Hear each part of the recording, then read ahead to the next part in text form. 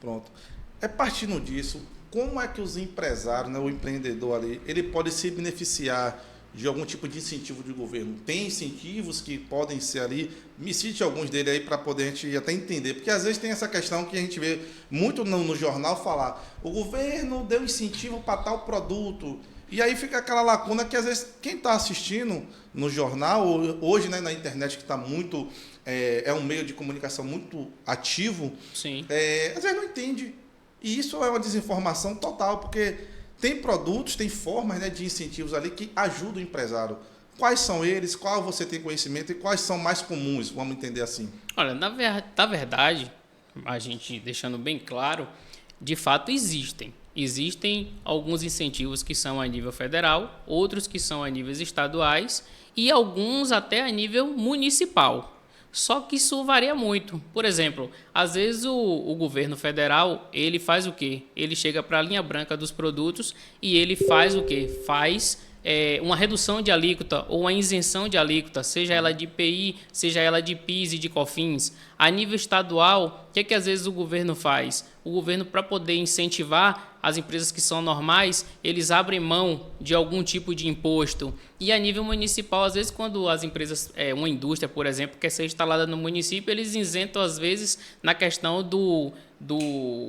esqueci até o nome agora, mas isenta às vezes do ISS, entendeu? Se a empresa for uma prestadora de serviço, sim, às vezes isenta de pagar a taxa de alvará, entendeu? E às vezes dá algumas outras concessões a nível municipal. Então, assim, existem sim. Agora é necessário saber qual o ramo que se atua para você ir pleitear esses benefícios. E alguns não depende de você tentar pleitear, depende do governo se disponibilizar a cedê-los. Entendi. Muito bom sua explicação sobre isso aí, tirou minha dúvida. Então, assim, com isso aí, existem vários desafios que os empresários eles têm, né, para poder estar atuando. E me dê sua opinião de como eles podem se preparar para esses desafios que uma empresa legalizada, independente do regime, já ficou bem claro aqui que os regimes são só formas de entendimento, que você vai estar indo ali uma etapa e praticamente a gente entende que mesmo de uma forma, às vezes, até desorganizada, o governo tem uma estrutura que, se você entender, é uma escada. O empresário ele vai pegando ali desde o informal, ele vai para um MEI, ele vai para um simples nacional, ele vai para uma empresa lucro real, né? Normal, lucro Sim. real presumido. Em alguns casos, ele vai para aquela... Qual foi a outra que você lucro falou? arbitrado. Arbitrado. Eu não acho que não é bacana quando a fiscalização. Isso aí não é bom, não. Quando o cara cai nisso aí, misericórdia. Eu não sabia disso aí. Porque não é opção. Esse termo aí, eu nunca... Não é uma coisa comum. Isso. Então, já vale entender que você é uma pessoa que tem um conhecimento bem... Tanto do que pode prejudicar, porque...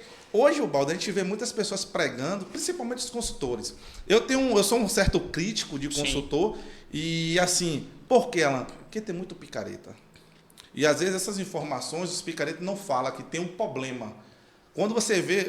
Eu tenho um case aqui, que é a SN Soft, que é uma empresa do grupo SN, Sim. que a gente vai, às vezes, já no cliente lá conversar da nossa parte da consultoria, e, às vezes, tem um outro consultor em paralelo, em algo específico.